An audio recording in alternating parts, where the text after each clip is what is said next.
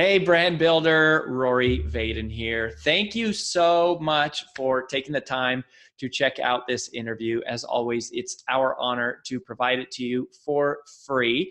And wanted to let you know there's no big sales pitch or anything coming at the end. However, if you are someone who is looking to build and monetize your personal brand, we would love to talk to you and get to know you a little bit and hear about some of your dreams and visions and share with you a little bit about what we're up to see if we might be a fit. So if you're interested in a free strategy call with someone from our team, we would love to hear from you. You can do that at brandbuildersgroup.com/podcall, brandbuildersgroup.com/podcall. We hope to talk to you soon.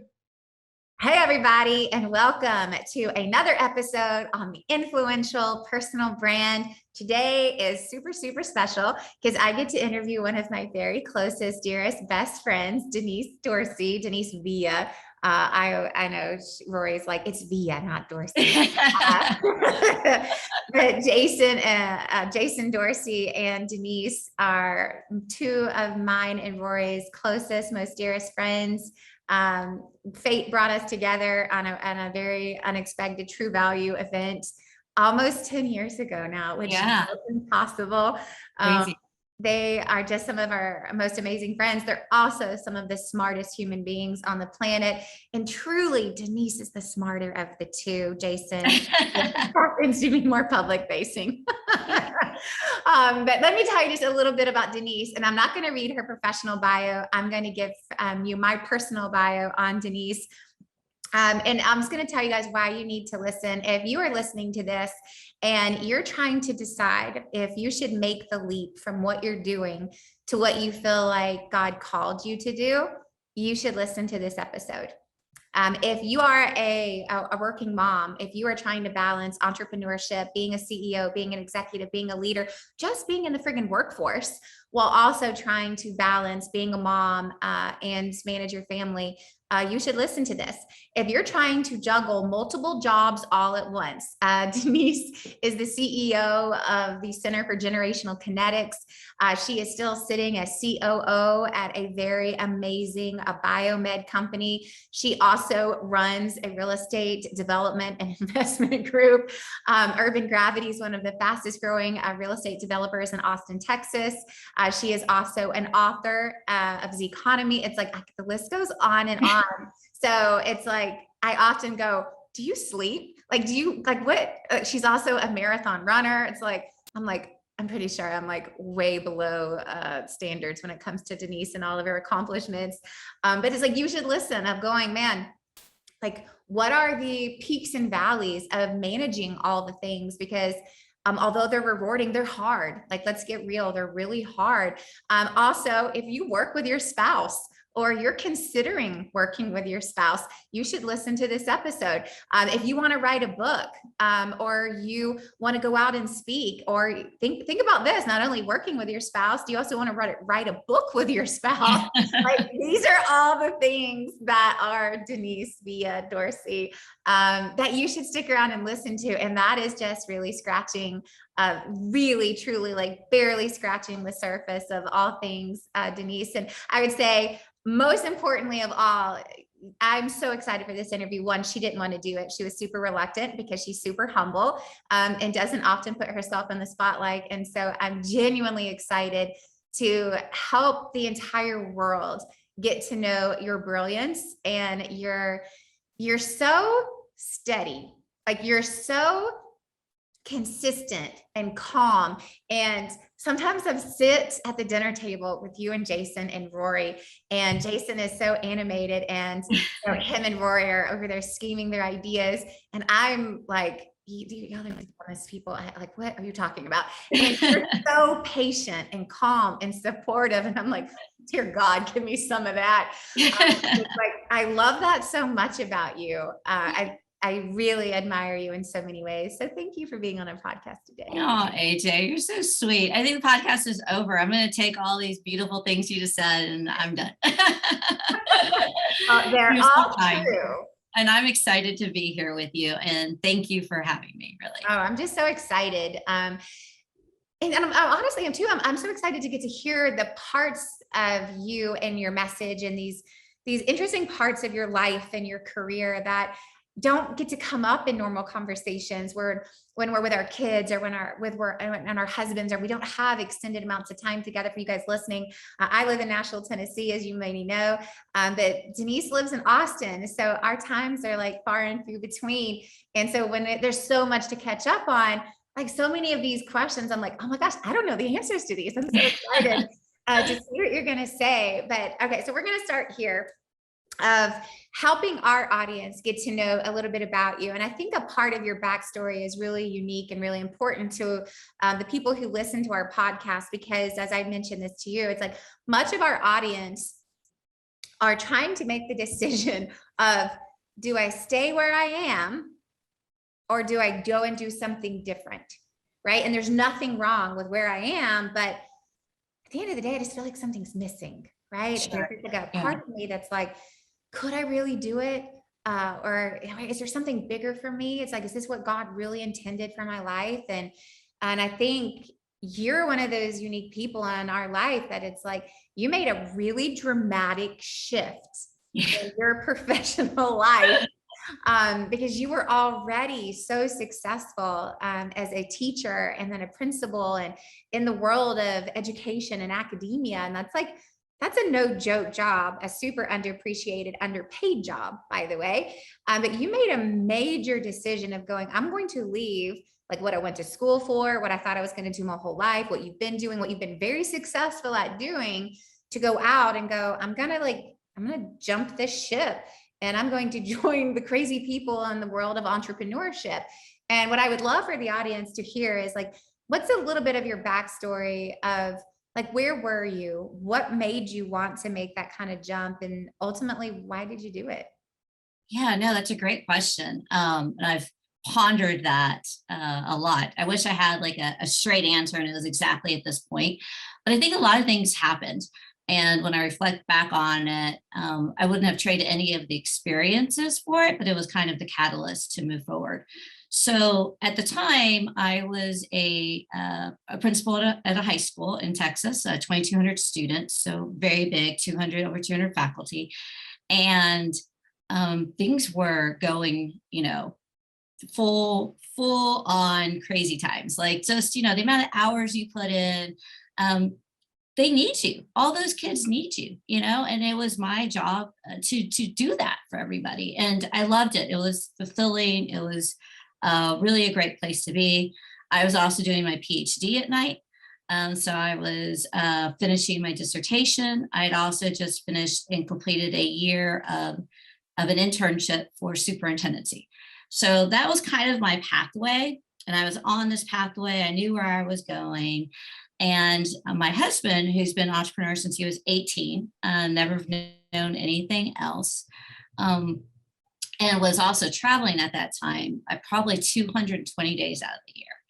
Oh, and, I just took a moment, and we both did. And we'd had some really big life changes happen within that year as well. One of my best friends was diagnosed with stage 4 cancer. And one of my other best friends gave birth and ended up being in the hospital with a hole in her heart, and they weren't sure she was going to make it. And there was just a lot of things going on, quite honestly. And my husband said, why don't you take a moment? Let's just take a moment and breathe, finish your dissertation, take a sabbatical, and go back to education. And I said, no. I couldn't imagine doing it. In fact, if anybody's making a big leap, I'm sure you go through lots of ways to try to figure it out. I was sick. I was sick to my stomach almost every night for about a month. Mm-hmm. And I finally got there to say, God, help me to think through this. Is this where I need to be? And I just felt like it was. And so I did. And about 2 months later, this opportunity just kind of opens up, and being an entrepreneur, nothing that was done on purpose. It wasn't like I didn't have a plan in place. It just was.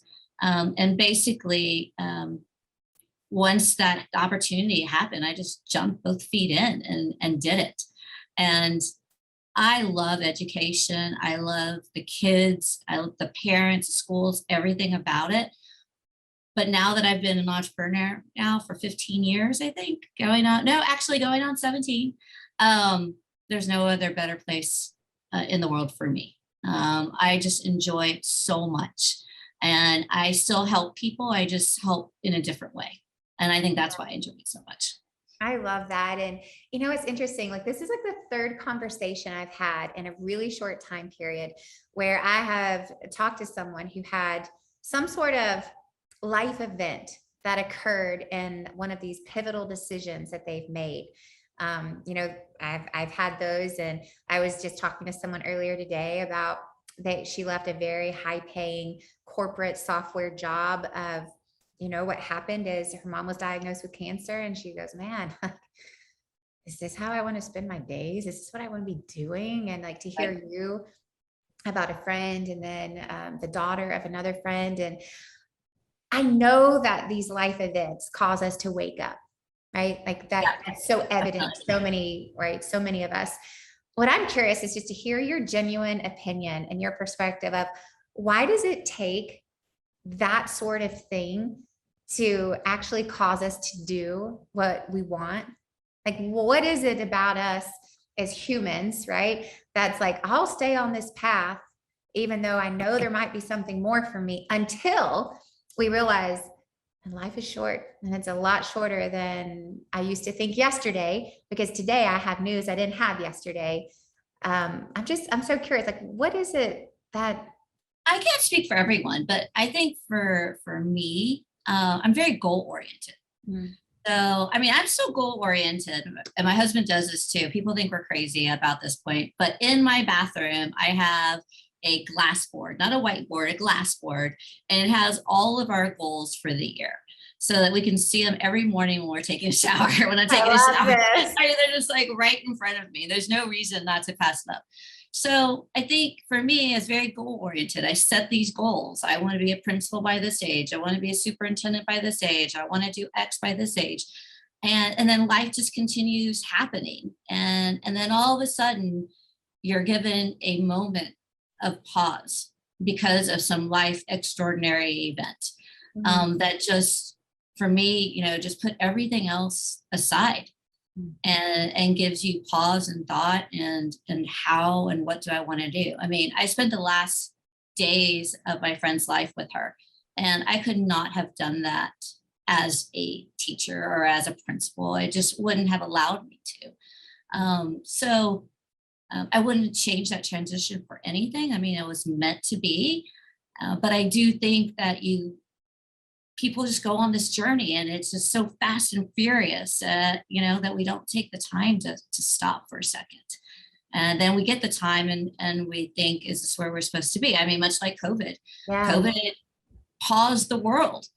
And then so many people that came out of that were attorneys, and now they're screenwriters and moved to Costa Rica, or people that were screenwriters who were like, I don't want to be this anymore. I want to do this. I mean, and I just think that we don't have enough pauses in our life.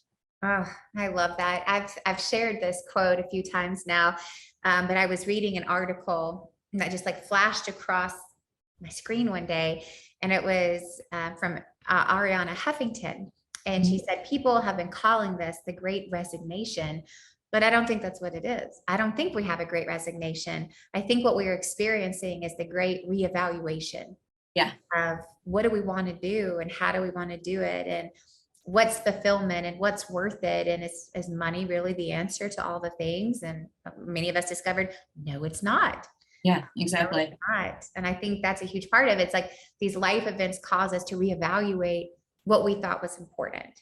Mm-hmm. Right? Yeah, no, exactly. And I think that it's that pause, and then also, how quickly is the next pause too? Like, because like I said, I'm goal oriented. So then I started creating all these next goals, and then you start moving and moving, and then you have another pause, and you think, is this where I'm supposed to be? So I think for society as a whole, we're all trained to just go and move fast. I mean, let's respect the hustles right behind me. I mean, I do respect the hustle. At the same time, we have to give some time to think. I'll share something kind of vulnerable for myself too. Is I just turned 50 last week, May 8th. And I was thinking about the last 6 months coming up to my 50th was just really a big reflection for me again of where do I want to be with my life? For the first time, life didn't seem as long as it did when I was 48. And, you know, you only have so many years left. I want to make sure that I'm spending them for me the right way. So I think that's been another life event for me is coming into this age. And by the way, I love being 50. I think it's great. 50 is a new 30. I would agree with that. It is a new 30. Age is just a number. But it gave me pause, just thinking about where I want to go. Yeah, I sometimes, and I totally feel that. And it's like, you know, my husband Rory's turning 40 in just a few weeks. And I'm not, you know, I'm giving myself, I got a full, 22 more months before. To prepare. Yeah. And so it's one of those interesting things where it's like, even that of like these milestones of like, wow, it's like to what you said, it's like somehow, you know, in the switch of 24 hours, it's like life just feels a little different. And it's like, am I spending it the right way? Am I doing it the right way? And I have asked this to Rory several times over the last few weeks. And I'm like, why don't we ask ourselves when we're 25 or 30 or 35, like, what is it about life that causes us to actually find what we want to do at later ages? And I'm curious to you, because it's like, not only are you a CEO and you're an entrepreneur and you're an investor and you're all these awesome things, you've also had the privilege of being EO president. So for those of you who don't know, EO is the Entrepreneurs Organization, but you were EO president for EO Austin through the pandemic. Yes.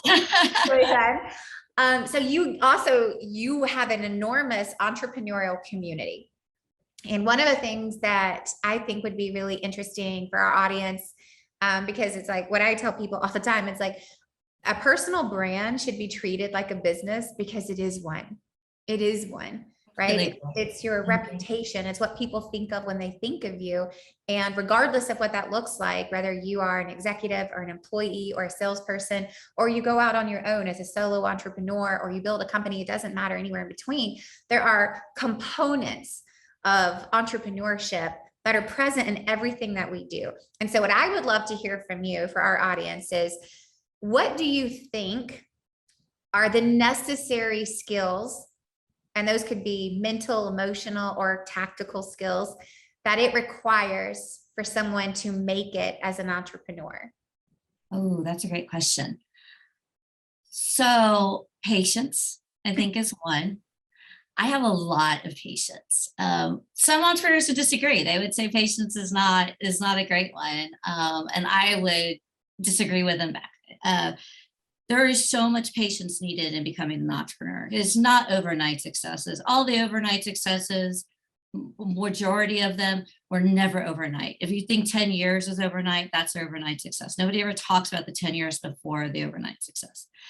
So I think patience is one. Tenacity. Tenacity is huge. You're going to get shot down. You're going to be said no. They're going to say that this is the worst they've ever seen, whatever.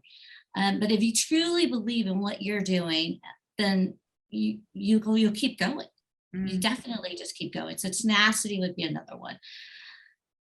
I think also being a listener, not just a communicator, not just being able to speak eloquently and cheer on the crowd, but to also be a good listener. Hear what people are saying, take that in, take the feedback, make the adjustments, go back out there. I think those three are probably my top ones that I feel that are necessary to be a great entrepreneur. At least for me. Oh, I love that. And I think, the patience one, I didn't expect you to say that, but that is so true. Like when I said earlier, it's like, you're so steady. It's like patient would have been the other word. It's like, you're so patient, like you really are. And I think that's a really great reminder to everyone who's listening today is, there is no such thing as an overnight success. Like that does not exist. You see the success overnight, but there is no overnight success. right? It's like, Correct. just because you just learned about somebody doesn't mean they hadn't been hustling for years Exactly. to get to that point. And I love it when people say, oh man, they just came out of nowhere. And I'm like, really? Really? They really come out of nowhere? But it's like, our awareness of someone is what makes us think like, oh man, they just blew up. And it's like, no, they didn't blow up, right? They've been building that engine for a really long time. And then they just turned it on, right? And Exactly. that's a great reminder to all of us of, man, it's not going to happen overnight. Nothing ever does, and nothing that is worth really having at the end of it is ever just so quick. It's not like a light switch. And I also think the three that I mentioned are great, especially if you have a partner that has the opposite of the three. So my husband does not, he's my business partner, does not have patience. So, that helps us balance out, because he will be like, get going, let's go. I need this right now. And I'm so patient. I'll be like, okay, let's just be patient about it. So it really it helps me, it helps him. I cool him down. He gets me going a little bit more. So I think it's also helpful when you have the right person next to you. Oh, that's such a great transition too. It's like Jason and I share more of those personality traits, and you and yes, you two do. We often find ourselves going, man, we think so much alike. But I think that's a really great transition into partnerships, right? And whether it's with your spouse or not, there's ups and downs, highs and lows, peaks and valleys of working with someone else in a partnership, but especially with your spouse. So I've got two questions for you. One, what advice would you give to anyone who is in a business partnership of how do you make this the most effective, efficient, successful relationship possible? And I think it's also really important. It's like, I know way more partnerships that have ended that also ended relationships, friendships, separated families, right? It's like a divorce. Completely. So many ways. And it's like, just like a marriage takes a lot of work, so does any friendship or partnership. And so I'd love to know, it's like, what have you seen both personally and just in the entrepreneurial community of what makes a successful partnership? And then the second thing is I want to talk about, and then how do you work with your spouse? And you and I both sit in the boat, and I share this with you often. It's like, there are so few people that are at my life stage, married to their business partner, where we're sitting as the CEO of the company. We have young children. Like, it is a rare situation in most events. And it's got amazing, beautiful components and really friggin' hard ones. And I know a lot of people who get started, like they get started with their spouse because that's who we can afford, right? It's like, we're together, that's all we can afford. So, okay. So first let's talk about partnerships. And then I want to talk about what advice would you give to people who are working together, both as partners and then as married partners? Okay, no, that's great. I think for me, number one is trust. You have to trust your partner, your business partner, infinitely. If you do not, or have reservations, or even have like a little inkling that their trust isn't there, it's just not going to work. It's just, I can't imagine going through every single day of what people do in a business and not completely 100% trust your partner that you're working with. So that would be number one. Number two for me is figure out what you're good at, figure out what your partner is good at, and then stay out of each other's way. We learned that the hard way, working together. And I think the first year we really overstepped on, Jason stepped over on my toes, I stepped on his. And it wasn't until we figured out our lanes and we stayed in them that we were able to grow and we were able to be successful in our partnership. And even now, I mean, we've been doing this together, almost 15 years. And every once in a while we cross lanes and we're like, nope. Let's get back in our lane. And I think that is very helpful for us and for other partners. And I think lastly, this has to really do if you're married to them, maybe not if you weren't married to them, but we really came up with rules around our household as well. Now, I will not say that I follow every single rule to a T, but I try. And the last thing we wanted in our relationship was our relationship to be all about work.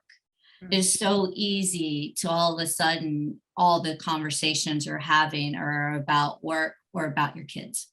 And we just didn't want that. So we set boundaries on times a day that we can talk about our business. On the weekends, there is no discussing. On Saturdays and on Sundays, you can only get me until noon. Because if you're my husband, he wakes up at 6 a.m., he wakes me up at 6:30, and the first thing out of his mouth is, hey, did you get this transaction done? Or, hey, did you close this deal? And I've not even opened up my eyes for like 2 minutes yet. Like, can I brush my teeth first? So we really laid out boundaries around that. That was very helpful.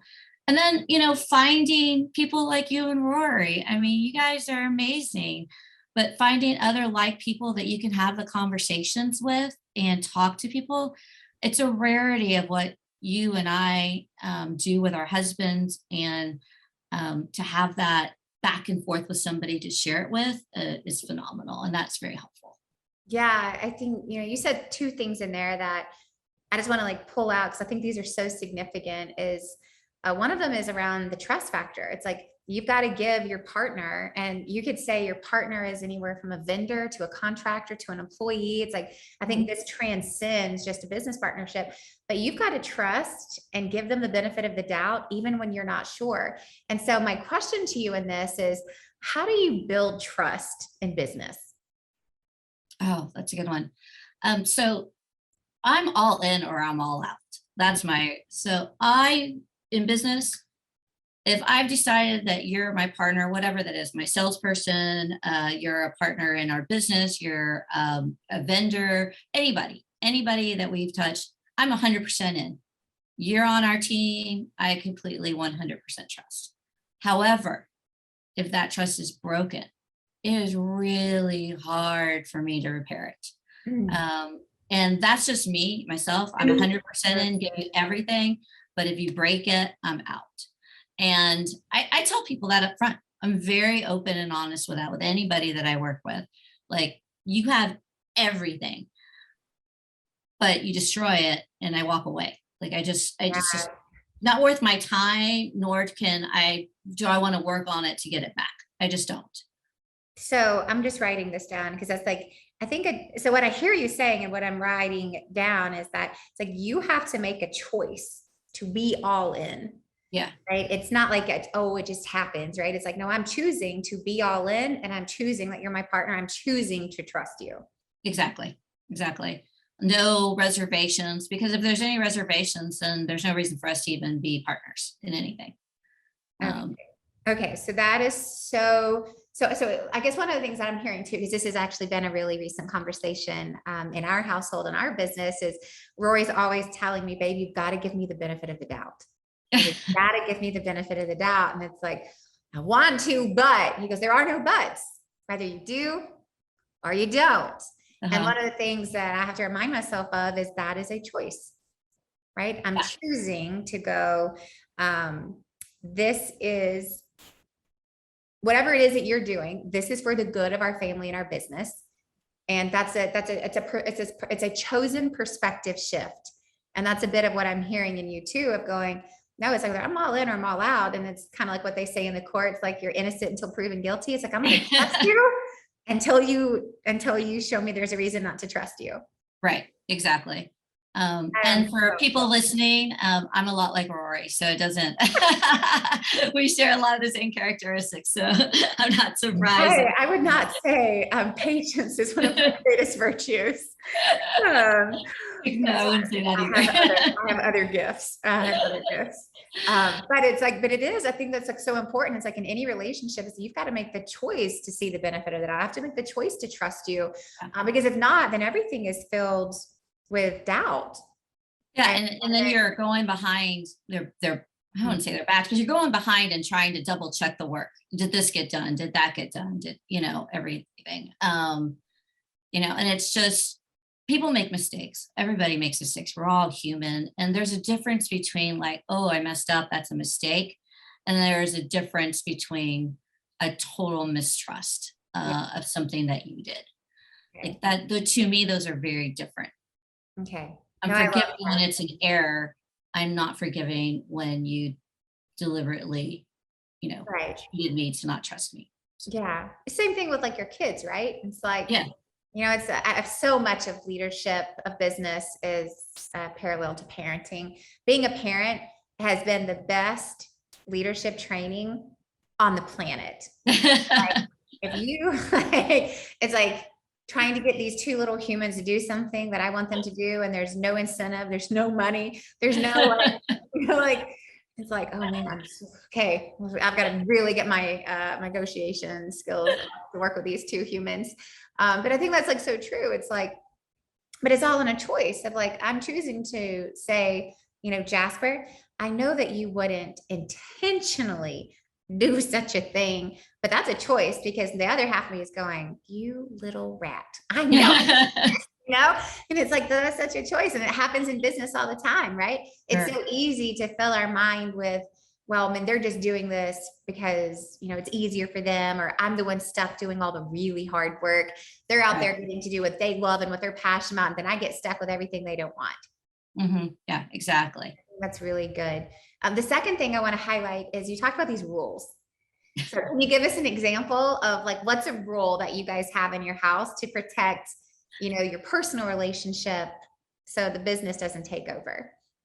Sure. So one big rule is, like I said earlier, about talking about business. So no talking about business on Saturdays, and Sundays we can start after 12.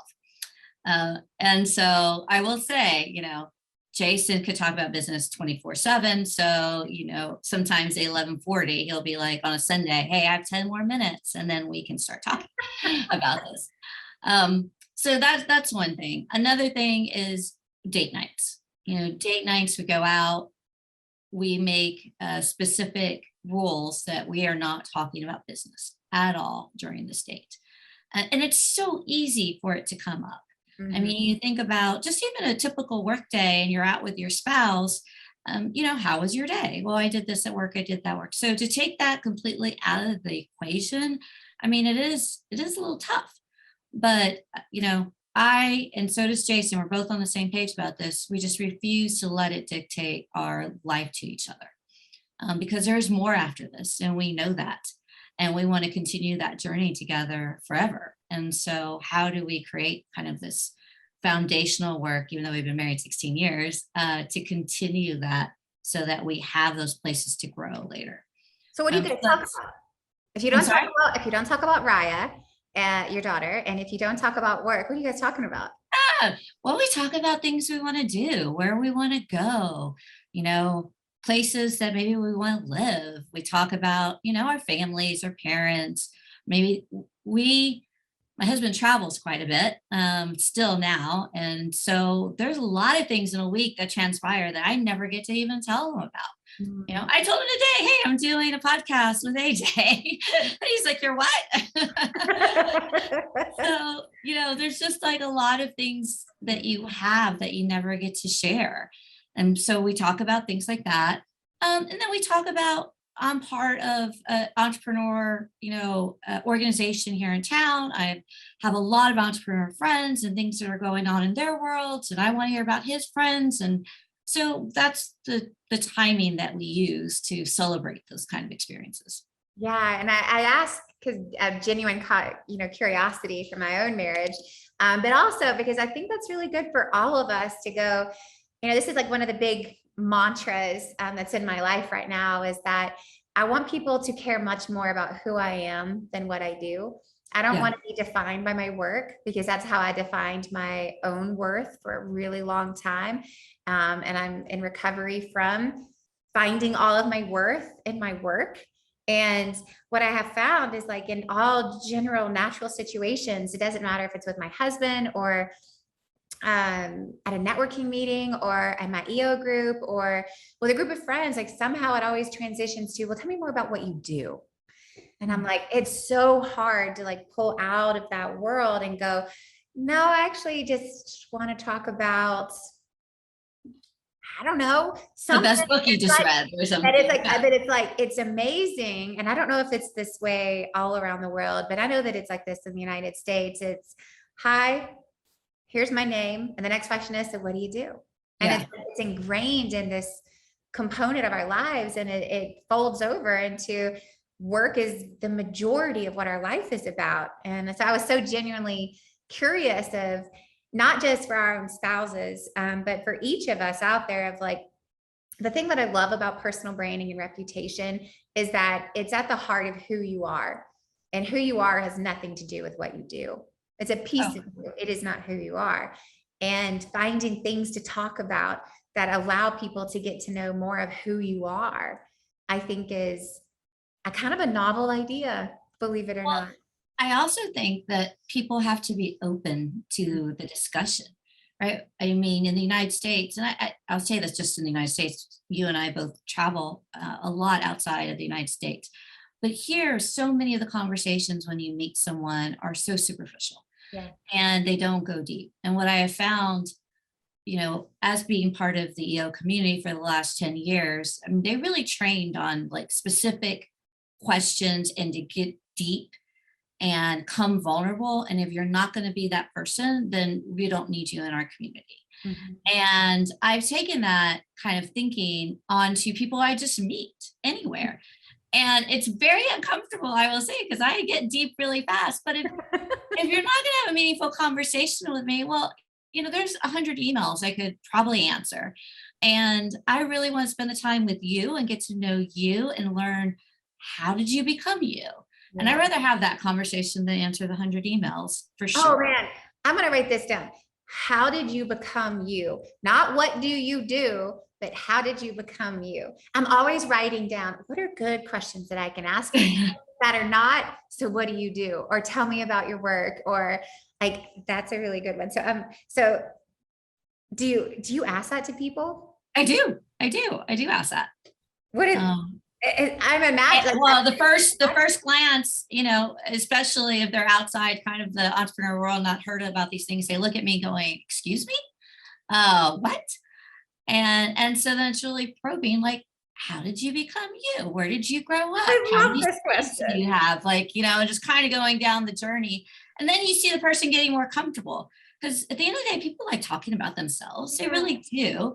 It's just we've been trained to really, for a lot of people, we only speak about this and we don't speak more about this, and we do this. And you've learned kind of these ways to put yourself out there so that you're captivated in the best light. And so when you kind of go in a different route, people are just more willing to have conversations, and then you're able to share about you and your story and your authentic self of who you are.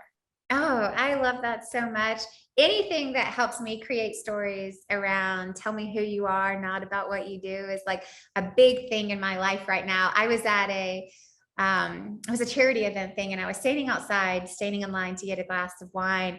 And this young lady walks up to me. She just introduced herself. We were just like chit chatting, and she just says, well, what's your name? How do you know the host? And she goes, how do you fill the hours of your week? And I was like, I'm sorry, what? How do you fill the hours of your week? That's a great question. I'm going to write that down. And I literally paused. I stopped in my tracks and I said, you mean like, what do I do for work? And this was like 6 months ago or something. This is like kind of like triggered my own default to asking these silly questions. And she's like, well, I mean, that could be a part of it, but you know, just how do you fill the hours of your day? And I was like, okay, well, in the mornings. And I started telling her, I was like, well, in the mornings I have 2 toddlers. And so, and then I started like regurgitating my schedule. And she was like, that's so fascinating. It was like one of those things where I'm like, well, how do I spend the hours of my day? But it was like such a nice pivot of, and then I said, are you intentionally trying not to ask like what people do for work? And she goes, yeah, it's a really intentional effort of mine. And I said, I'm totally stealing this, and I'm going to do it. And I was like, and thank you so much for caring more about me and just how I fill my hours than the stuff that I have on my business card. And she was like, you're welcome. And then she just walks away. Lovely. I love that. It's very similar. It's like, so tell me about how you became you, right? I love that. I love that. And so, all right, so I'm going to flip that on you. So Denise, how did you become you? Oh, I should have never given it away. Uh,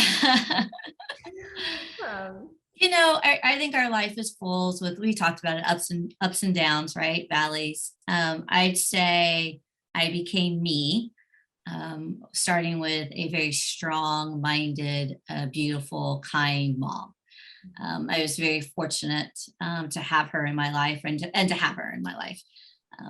So my dad died when I was 5, and my mom raised me as a single mom for till I was about 14 when she remarried.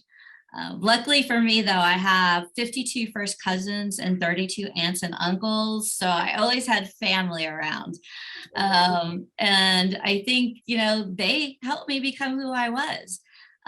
All those cousins all lived in the same city. So we were always at somebody's house. I was always playing sports. I was mostly boy cousins. For some reason, we didn't, there wasn't a lot of girl cousins. It should have been 50-50, but it wasn't. And then, you continue on your life. And for me, probably the biggest thing in my life was moving to Austin and going to undergrad.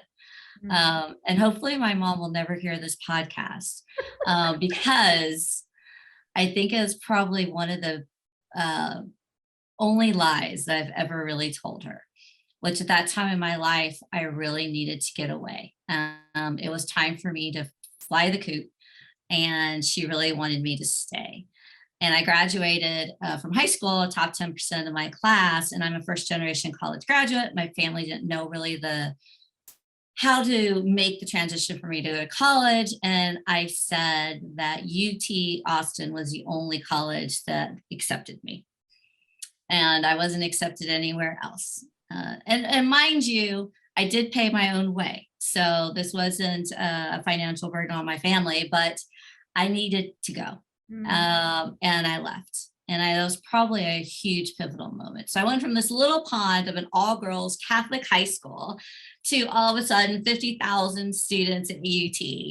And it was awesome. I loved UT. I had a great time in college.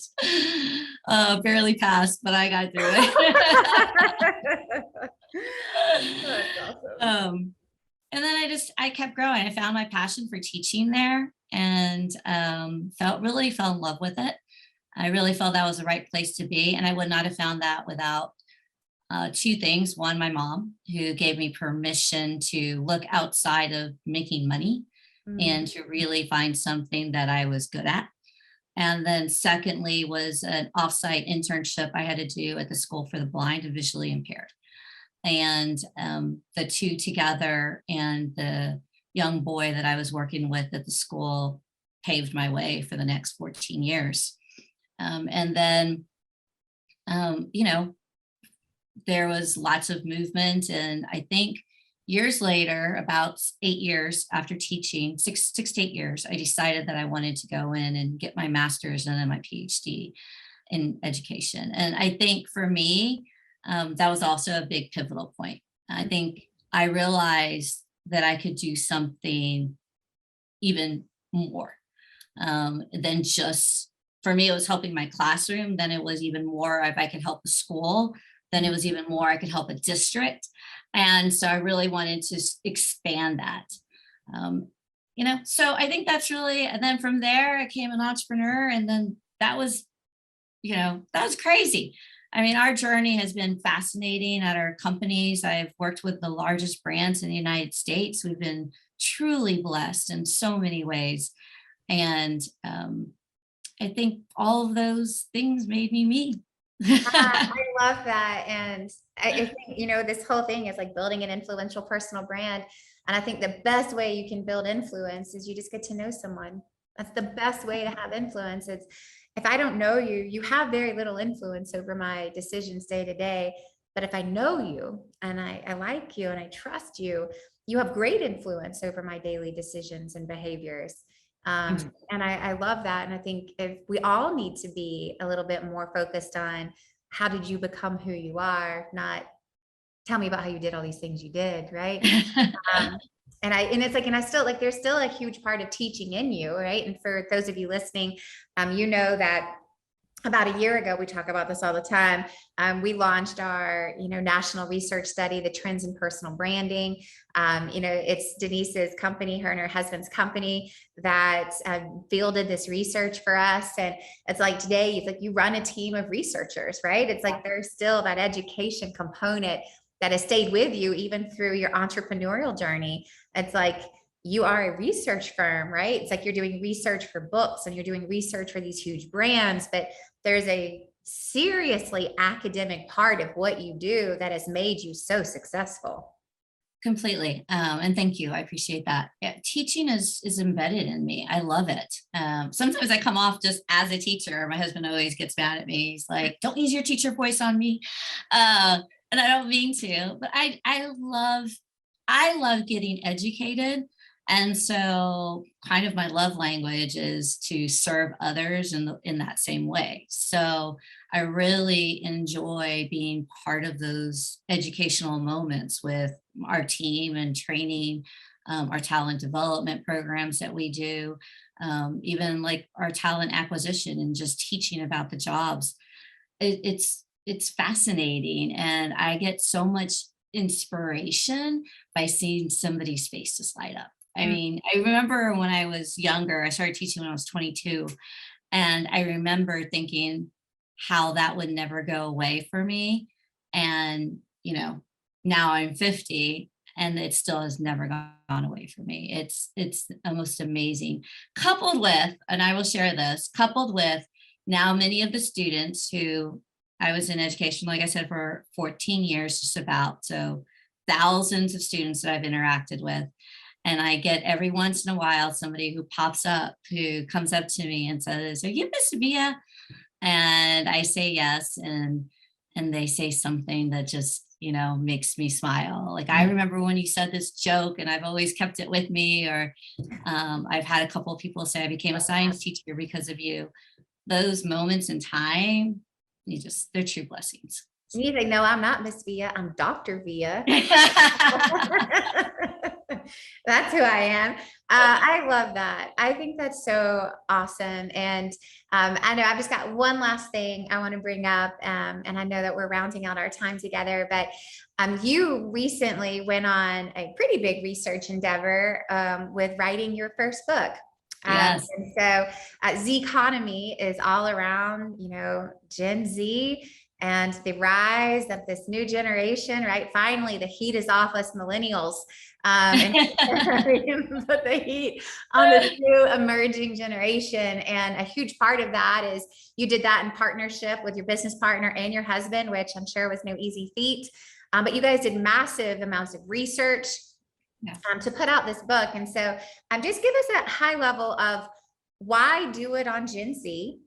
And like, if there was like one thing that you learned through this process of doing research for your own project, right? Not for other companies. The process of writing this book, of, getting all of your thoughts and research on paper, or just on Gen Z. Like, if there was one thing that you're like, man, through this entire journey of the research, the writing, the topic, doing it with my husband, like, this is the one thing that I would share with someone who is interested in knowing a part of my journey, this would be it. What would you say? Okay, those are good questions. So why Gen Z?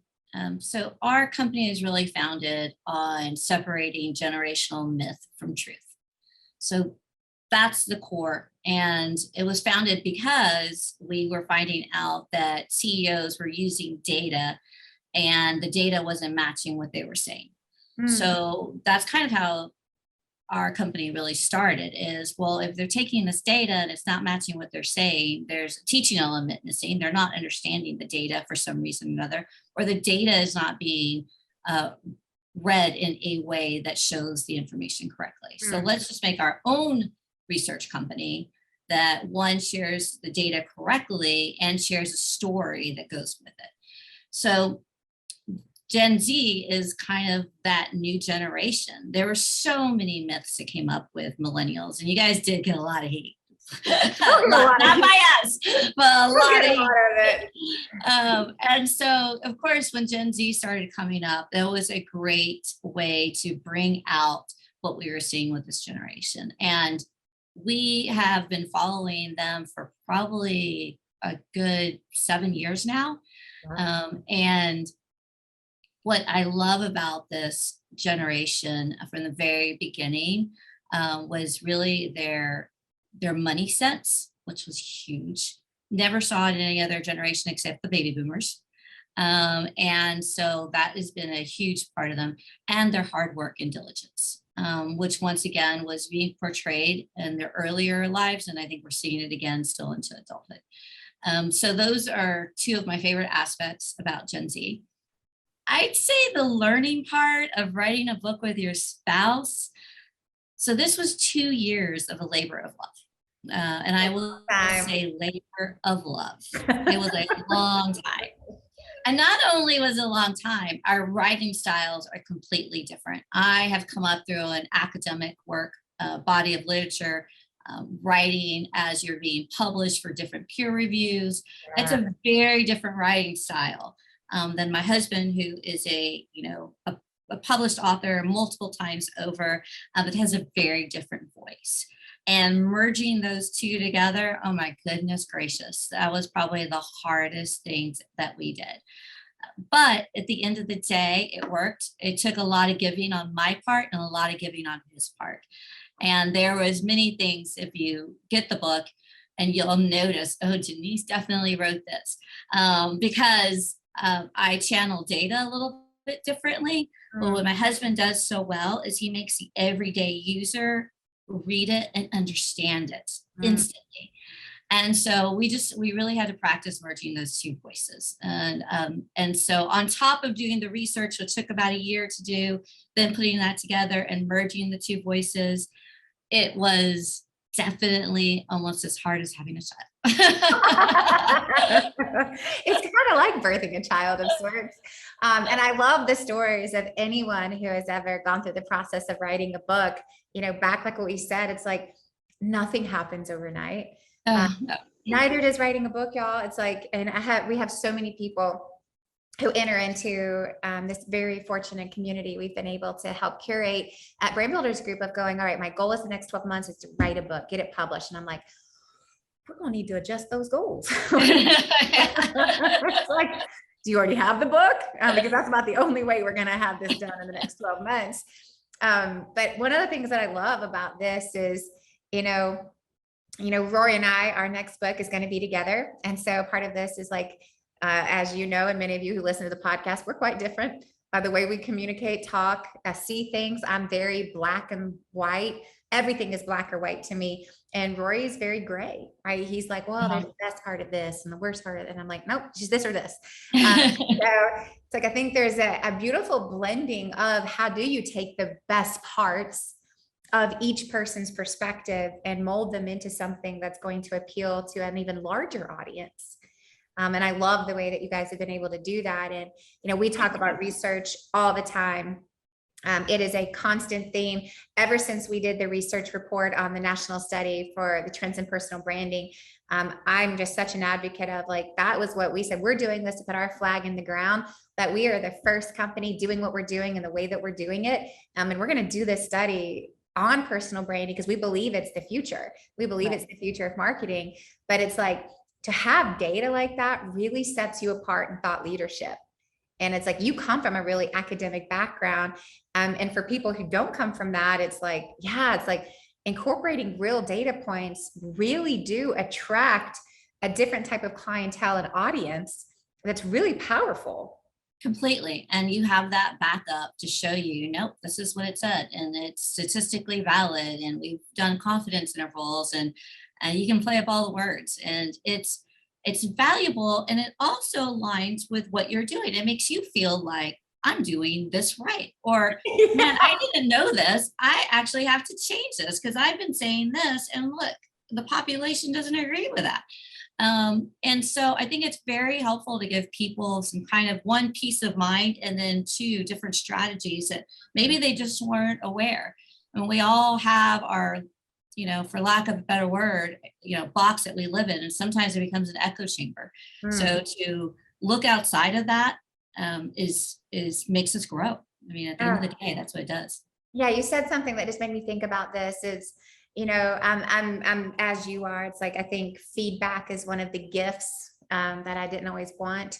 But I always need. And it's like, I love getting feedback and input. And to me, doing research was like another way of getting feedback. Yeah. It was, I can't see what I can't see. And sometimes I'm just, the old saying, I'm too close to the forest to see the trees. Yeah, exactly. I need to get out of my own echo chamber, right? And I need to get a larger perspective, a larger scale of how does the population at large view this? And then how do I take those data points to validate or unvalidate? Like one of the things I loved about doing research is the amount of things that were like, oh, we had that really wrong. Like, that was like really good to go. I think one of the big data points that came up to me, which I thought was so interesting to hear yours about Gen Z, was like mine about personal branding, was that testimonials. 62% of Americans say that testimonials is the number one most important factor when deciding whom to hire. Not if you have a book or a viral TED Talk or a large social media following, none of those things. It was like at the very, very top of the list, and then 10 percentage points down was the next one. But 62% were, do you have testimonials of other people validating that you are who you say you are and you do what you say you're going to do? And for us, and the way that companies and people spend marketing dollars, I'm like, oh my gosh, this is the cheapest, fastest, easiest thing that you can do. It's like you take that, or it's like get on national media, create a viral TED Talk, get a New York Times best-selling book. And I'm like, oh my gosh, like we've been putting all of our time, energy, resources into potentially the wrong avenue. It's not that we shouldn't do the other things, but it's like, where should the majority of our intent go? It was so helpful. And if you're a Gen Zer, you're going to look at least 10 of them before you make a decision. So there is some, even the way the different generations look at reviews, who you're trying to hit will give you some idea of what do these need to look like, or how many should I have up there, et cetera, which I think is really helpful when you're looking at your own personal brand or your company or anything, really. People search those, number one thing. And I will say that we had so much fun working on your report. I love working with friends because it gets me even closer into the mindset of what you do and what you and Rory do. And it was really neat working on that project. I agreed. I think you guys are brilliant in so many things.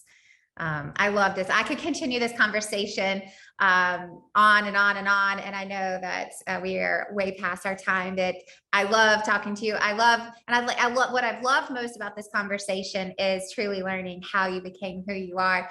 That is going to be my new question. So I'm transitioning out of how do you fill your hours during the week with how did you become who you are?